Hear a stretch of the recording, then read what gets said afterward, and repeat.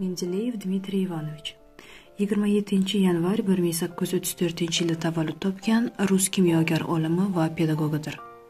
Peterburgdagi Bosh pedagogika instituti fizika-matematika fakultetining tabiiy fanlar bo'limini tamomlagan. 1856-yilda Peterburg universitetida magistr dissertatsiyasini yoqlaydi. 1859-1861 yillarda Gelderberg shahriga ilmiy xizmat safariga yuboriladi.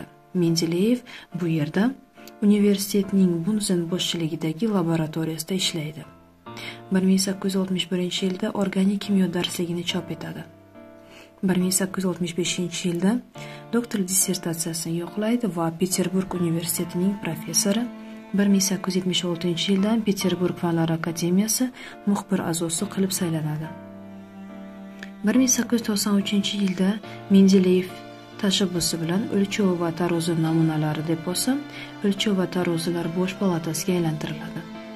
Mendeleyev umrining oxirigacha shu ishda boshqaruvchi direktor lavozimida ishlaydi. Mendeleyevning ilmiy faoliyati keng va ko'p qirrali bo'lib, eng asosiylari kimyo, kimyo-texnologiya, fizika, metrologiya, meteorologiya, iqtisod va boshqalarga oiddir.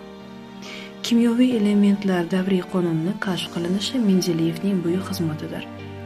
1860-yil Mendeleyev kritik temperaturani kashf qiladi.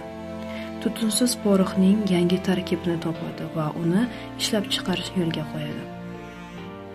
Moskva Kimyo-texnologiya instituti va Tobolsk pedagogika institutida Mendeleyev nomiga qo'yilgan. Shimoliy Muz okeanidagi suv osti tizmasi, Kunashir orolidagi so'nmaydigan vulqon, Oydagi krater Mendeleyevning minerali Mendeleyev sharafiga atalgandir. 1955-yilda Amerika olimlari Siborg va boshqalar sintez qilgan 101-elementni Mendeleyev sharafiga Mendeleyeviy deb atadilar.